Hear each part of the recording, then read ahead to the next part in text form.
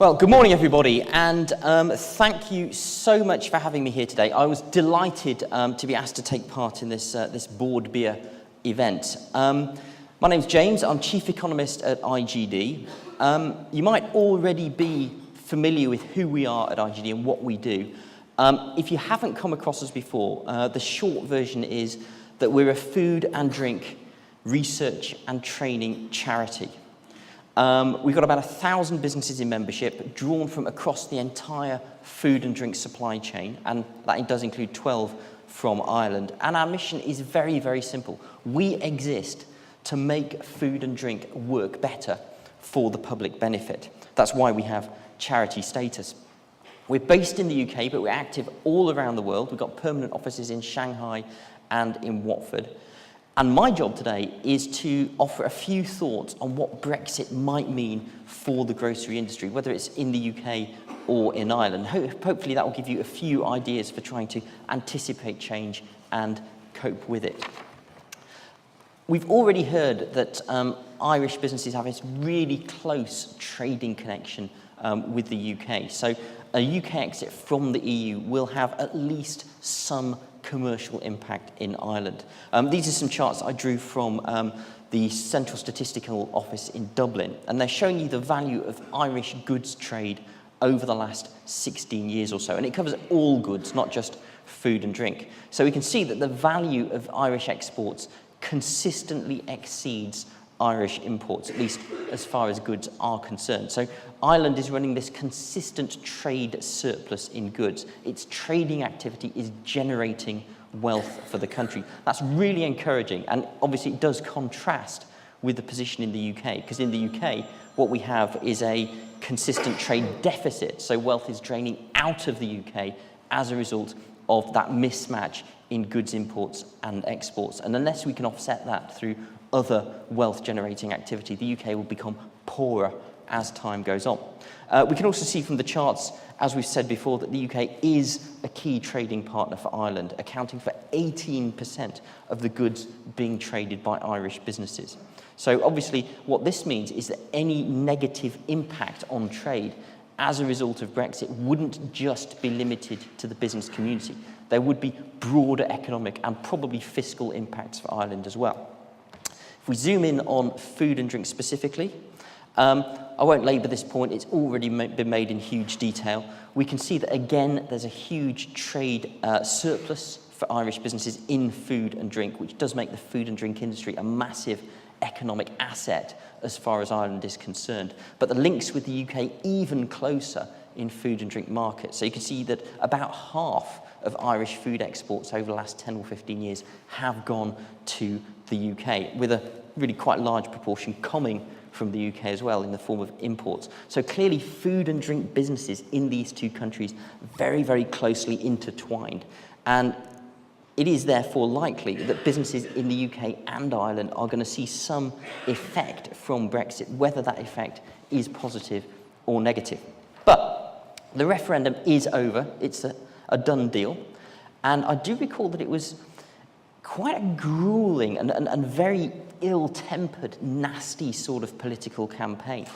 And that's not in character for UK politics. UK politics is very, very theatrical, but in many ways it's a bit like professional wrestling. It's lots of out-of-condition, middle-aged men who pretend to hate each other. But the nature of this campaign I found quite unsettling, and you can say the same thing about the Scottish independence referendum as well. I hope this isn't the start of a new trend. But we've got the result, and it's the result very few people predicted. Just before the referendum, most people were starting to assume a narrow win for the Remain camp. In fairness to the pollsters, political research, very, very difficult to do, very prone to inaccuracy. But I think this outcome, a direct opposite to what they were predicting, is provoking a lot of head scratching, and there's a lot of concern as to whether the polling methods used are actually fit for purpose for a modern society. We had a turnout of 72%. That's higher than you get in general elections, and that does suggest a high level of public engagement with the issues, even though they didn't have a lot of solid information to work from.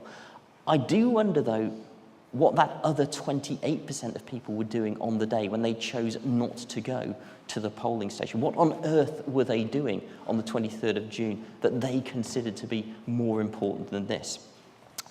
Result 52% in favour of Brexit, and that's even closer than the recent Scottish referendum. In the Scottish referendum, 55% decided that they want to stay. So it really was a result on a knife edge.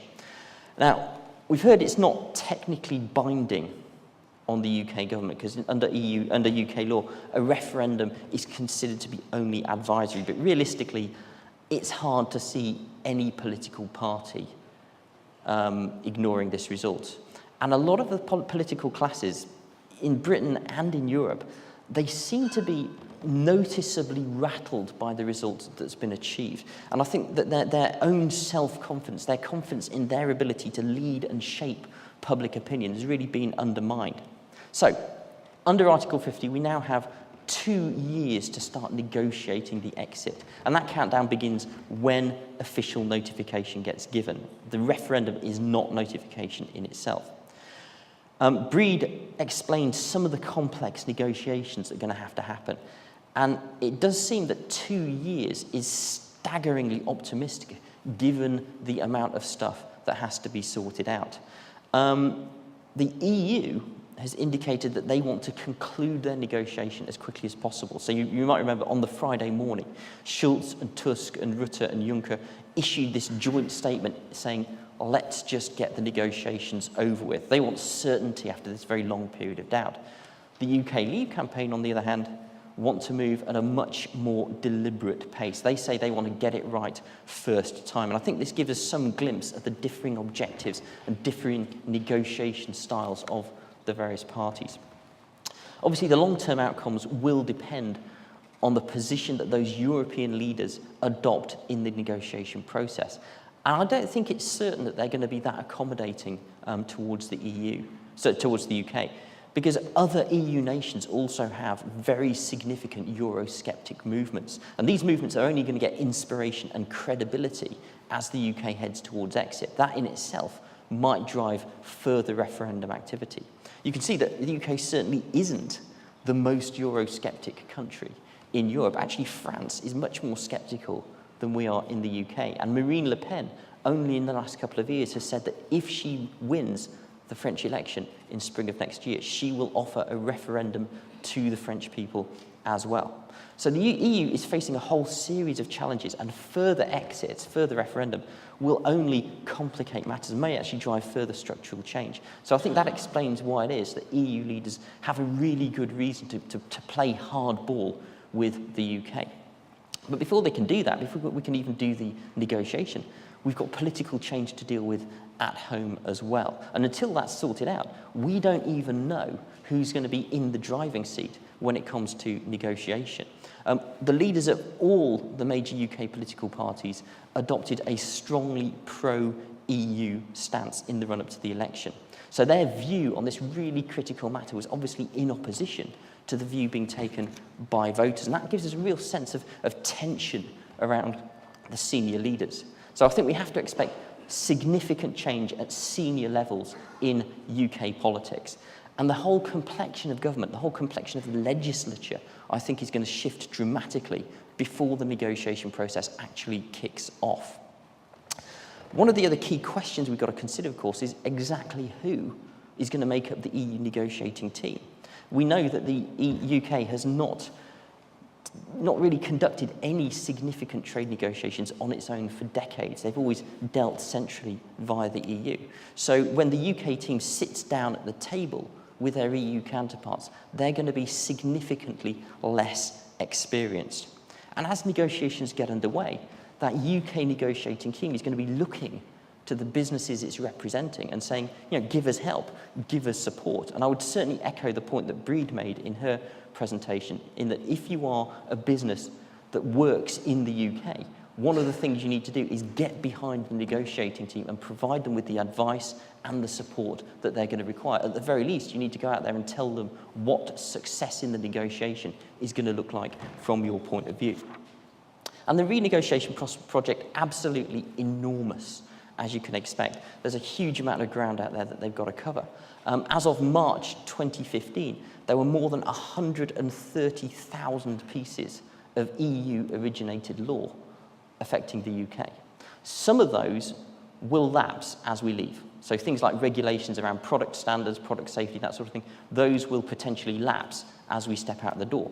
But a lot of that EU law, the directives, for example, have been stitched into ordinary UK law. And those things are obviously not going to lapse just because we've left membership.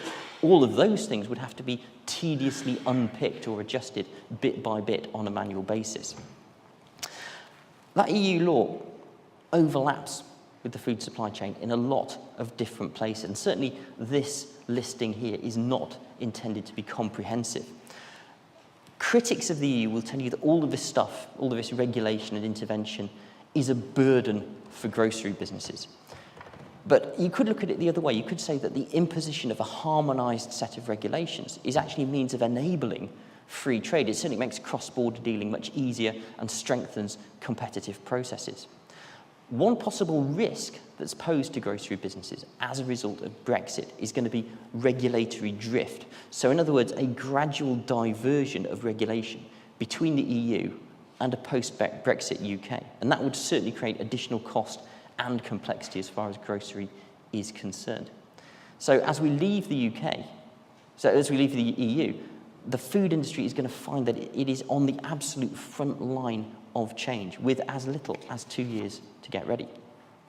Now, the Bank of England, Mark Carney, has actually made it clear that as far as he is concerned, the Bank of England, the central bank, is ready for Brexit. He's done a lot of preparatory work and he's worked with the banks to make sure that the banking sector is much stronger than it was just a couple of years ago.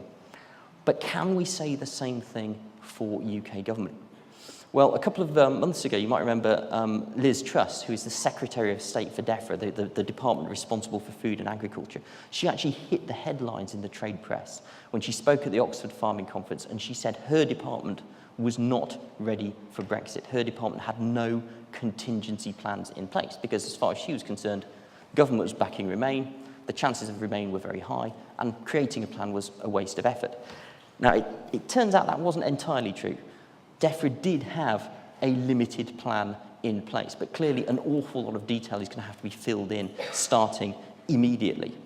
And if that position is typical of other UK government departments, then there's now clearly a big policy gap within EU government. And certainly we're not clear as to what's going to happen around things like the food and farming strategy or the childhood obesity strategy, both of which were supposed to be released this summer. Those things might well change or be greatly delayed over the next couple of years. And UK food businesses might find that in many ways they're left in a state of policy limbo. They're awaiting firm guidance from government as to what is expected from them. Now, I may be wrong about this, but I'm going to go out on a limb and suggest that that position that we saw in government is actually fairly typical of UK grocery businesses. I think most of them a couple of months ago would have told you that Brexit was very, very unlikely. So they weren't prepared to invest a huge amount of effort in detailed contingency planning. Well, now, of course, all of those businesses have got to start making policy on the fly. But we know that policy that's developed in a hurry is not going to be right first go, especially as solid information is still absent. So I think a much better approach for food businesses is to start developing responses for a range of different scenarios. I'll give you a few possible scenarios later on. So political outcomes still unclear at this point. And of course, political outcomes shape economic outcomes and therefore the commercial landscape that businesses have to work in. There's a huge number of macroeconomic variables that could be influential. And we've heard a lot about exchange rates today, so I'm not going to labour that point. But I think, although exchange rates are probably going to have the greatest immediate impact, I wonder whether it might be interest rates that actually turn out to be more strategically important in the long run. Now, base rates in the UK are already very, very low, and monetary policy is very accommodative. We can expect that this will continue. The Bank of England is going to do whatever it takes to try and support demand in the UK, and EU Central Bank presumably will do the same thing for Europe. But even if the base rate stays low, that doesn't mean that the interest rates offered at retail to commercial or private borrowers are going to stay low as well. I think that those margins might start to come up as lenders start to demand higher and higher profits to compensate for an increasing level of perceived risk. Now, that's obviously going to be very damaging to anybody who has a big outstanding debt, and it might well mean that UK food businesses start to delay essential investment until the position becomes clearer, or at least they'll start to impose higher and higher ROI thresholds before they start any new investment project. Cost of trade insurance, that I think is also going to come up in the aftermath of the referendum, and we certainly saw that happen during the credit crunch, for example. So if you're a vendor, a high cost for trade credit insurance does create a number of issues for you, a number of tactical problems to deal with. It gives you the choice between simply paying more for the insurance that you need and risking not having to claim, or doing business without trade credit insurance and hoping for the best. And we can make the same point about sovereign debt as well. The UK, just like most West European countries, has enormous sovereign debt at the moment. And that debt has been developed on the assumption of continued EU membership. The cost of borrowing and the cost of servicing the existing debt could well go up in the aftermath of Brexit. And that would certainly create enormous fiscal stress in the UK, with the need to either raise taxes or reduce spending further. And that would mean direct impacts for individuals and direct impacts for businesses as well. Population. Well, population is a very important determinant of your economic outcomes. The more people you have in the country, the more economic transactions you're going to have, and therefore the greater your GDP. This is a forecast that was based on the latest UN data that was published in the middle of last year. And this was built on an assumption of continued EU membership for the UK. And what you're looking at here is change in UK population, not total UK population. So you can see that the UN expected that population would continue to grow in the UK right up to the end of the century, although the rate would slow down. And net migration, the red bar, would become more and more important over time. In fact, net migration will gradually take over from natural change by about the middle of the century. Well, if you're a grocery business, population growth, fantastic. More mouths to feed, very supportive for your volume, although it does give you sustainability challenges. And immigration also really useful as far as government is concerned, because lots of new, young taxpayers turning up helps the government to offset the cost of an aging population. So, future population movements are going to determine the long-term performance of the grocery industry and the UK government as a whole. If we see limits on migration, well, the population will obviously grow much more slowly than is forecast on here, and that will undermine business performance. And even if the borders do stay potentially open, it is not certain that the UK is going to be as attractive to migrants in future as it is right now. Naturally, those migrants have come to the UK to work. Right now, we have about 3.3 million jobs in the UK which are being held by foreign nationals. So those would amount to about 11% of all employment in the UK. And of those foreign nationals, 2/3, that's the blue section, 2/3 come from the EU. Those workers are embedded at every level in the UK grocery supply chain. And there are specific functions, things like picking in horticulture, manufacturing process, food service. There are particular functions in the supply chain that are especially reliant on migrant workers. So about 1/3 of people who work in UK food factories come from the EU. Incidentally, at the last census, 2011, there were at least 400,000 Irish-born people living in England and Wales alone. Those Irish people were permitted to vote in the referendum. The other big question mark, we've already heard about this, trade. The current structure of the UK grocery supply chain is built on this assumption of continued open borders, continued trade across the continent. So even the smallest UK grocery businesses now have logistical chains that extend across borders. Any disruption of those long-standing established relationships could be very, very damaging. But post-exit, we will have to have some form of trading relationship. And a whole range of possible outcomes have been suggested here. The final outcome, though, I don't think it really depends on the UK. The final outcome that we achieve is obviously going to depend on the attitude taken by the EU negotiating team. And this is why those trade terms are so essential to our industry. You can see on this slide, the UK is not self-sufficient in food. In the latest year, we imported 39% of the food that we ate. And even for the food that we can create in the UK, we imported 24%. That's not necessarily a bad thing, because having an overseas source of supply, you could say, well, it contributes to our food security. And it makes no sense to create at home food that we can actually buy in more cheaply from somewhere else. But maintaining that inbound supply of food, and just as important, maintaining the inbound supply on terms that we like, is obviously critical if we're going to protect the interests of UK shoppers.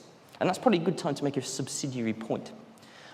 The UK food industry is incredibly robust and flexible. It's absorbed a whole series of supply chain shocks in the last couple of years, things like BSE, foot and mouth, Sudan 1, any number of other things. But the decision to leave the EU is different because it's going to be systemic. It's going to affect all grocery markets at the same time. So that's going to be potentially much harder to swallow than anything that we've seen up to this point. Trade in groceries is not a one-way process, of course. This is a chart based on HMRC data for the latest year. And again, you can first of all see here that UK imports exceed exports. Okay, so we've got that consistent trade deficit in goods. Second, exports to the rest of the world outweigh exports to the EU. The UK has been growing its export activity beyond the EU for some time, although the EU is still a very important counterpart. And third, grocery imports, which is on the right-hand side, grocery imports are worth £36 billion in the latest year, of which 26 billion comes from Europe, 3.8 billion from Ireland. Grocery exports were worth £17 billion per year, of which 2.8 billion went to Ireland. And I think this external trade in food and drink, I think we have to take quite a wide view of it, because I'm not just thinking necessarily about the exchange of finished goods or the exchange of raw food commodities. Think also about all of the other trade that the grocery industry is reliant upon. So think also about things like machinery, vehicles, spare machine parts, professional services, packaging. There's a whole series of other things that have to be bought in over borders. So successful completion of trade talks, absolutely critical. Now, if we review the trade data in a bit more detail, we can see that trade is very, very concentrated. Most of the trade is happening with just a few key partners. You can see over here, Ireland is the first most important trade partner when it comes to exports of goods, and the second most important when it comes to imports to the UK after the Netherlands, which is just that one there. And similarly, trade very concentrated in terms of the products that are being bought and sold. So UK food exports are skewed towards beverages, particularly whiskey. Imports dominated by fresh produce, particularly in the winter months. And that importing of fresh produce is very important to give UK consumers the choice and the availability that they want. Data from Ireland, well, this is a point that Aidan was making earlier. So again, I'll skip over this one quite quickly. Imports from Ireland, the key items in the latest year were meat, particularly beef and processed meat, and dairy items, particularly cheese. And that reflects the competitive advantage that Irish farmers have when it comes to raising cattle. And that's something that certainly won't change post-Brexit. Clearly, things are going to be very, very exciting. Nobody can tell us what the future holds. So analysing and planning is very, very difficult. But what I have done is try to create some slides with scenarios on them. So I said earlier, we need to create strategies that will accommodate a range of different long-term strategic outcomes. And I've created 5 slides, one for general economic outcomes, one for food policy, labour, regulation, and trade. And I'll rip through these pretty quickly, taking just a few moments. Obviously, general economic performance post-Brexit is going to rely on a whole series of different factors: population, sterling values, fiscal impacts, all of those things. But I think it's actually going to be the performance of the city that's most important. The city is a key driver for GDP performance and also for tax revenue in the UK. And in fact, London is one of the few parts of the UK that actually creates more tax revenue than it absorbs. So long-term economic outcomes, you've got to watch for the city as a bellwether.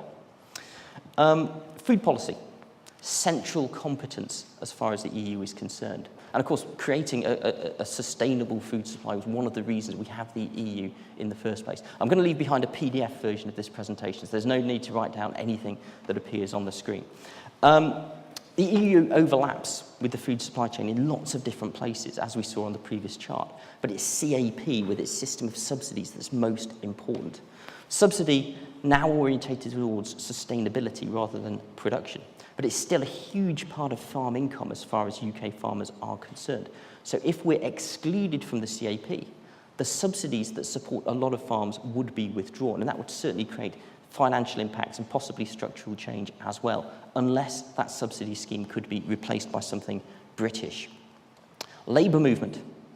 So our own industry, the grocery industry, very, very reliant on labour movement because it's not only giving us huge numbers of new customers, it's also giving us huge numbers of workers as well. Nobody is saying that existing migrant workers in the UK are going to be repatriated if they don't want to be post-Brexit, although their legal situation may change. And a lot of those guys might actually simply choose to leave or go home or go to some third-party country in the aftermath of Brexit.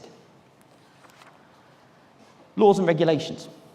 This is one of the real bugbears as far as the pro-Brexit camp were concerned. Leaving the EU was seen as a way of freeing up businesses from administrative burdens. And if we could do that, that would be fantastic. Huge competitive bonuses as far as SMEs especially are concerned. But in practice, I wonder whether the benefit of this is going to be quite muted. Because obviously nothing is going to happen at once, even in the best case scenario. And businesses that want to operate in Europe will have to abide by EU laws anyway. So it would make sense to continue to abide by whatever laws happen to be the most onerous. And the fact is, Britain is a great place to do business anyway. There's an annual survey by the World Bank. It's called Doing Business. And the UK consistently ranks very, very high on that. In the latest version, 2015, we came 6th in the world, with Ireland in 17th place. And in the EU, only Denmark was seen as a better place to do business. So I do wonder how much additional competitive advantage would come by leaving the EU, certainly in terms of doing business. And finally, of course, terms of trade. This is obviously the biggie as far as the grocery industry is concerned. And there's lots of trade scenarios for a post-Brexit Britain. But really, all of those do involve being worse off than we are now, because you don't get better than the free trade that we're currently experiencing. But there is a strong reason out there for leaving the channels of trade open. Everybody benefits from trade, and so I think there is a strong argument for allowing the UK to maintain at least some access to European markets. Should be obvious by now, I think, that really all bets are off, and really all that we can do is advise people to stay agile and to stay alert. One last slide before I finish, because I'm overrunning on the time. Sorry about that. One last slide before I finish. Everybody's focusing on Brexit right now, but we mustn't take our eye off the other potential risks that are out there. Because before the Brexit referendum campaign kicked off, there were a huge number of downside economic risks. And of course, those haven't gone anywhere. They're still out there, circling and ready to derail economic operations. These are just the economic risks. In addition to these, there are specific risks that affect the food industry as well. Things like climate change or loss of pollinating insects, greater attention from government on issues like health. Those risks haven't gone away either. And unfortunately, the net impact of all of those events is going to be negative. So businesses have to be focusing on the broad range of risk and strategic change, not just on Brexit. Right, I'll leave you with a few things to think about over the next few days. Hopefully, all of these make sense. They do all follow the narrative that I've just given. But of these, I think the critical one is definitely changes to terms of trade. Changes there will upset the competitive balance, not just for UK businesses, but for Irish businesses as well. Thank you very much indeed. Watch out for the PDF.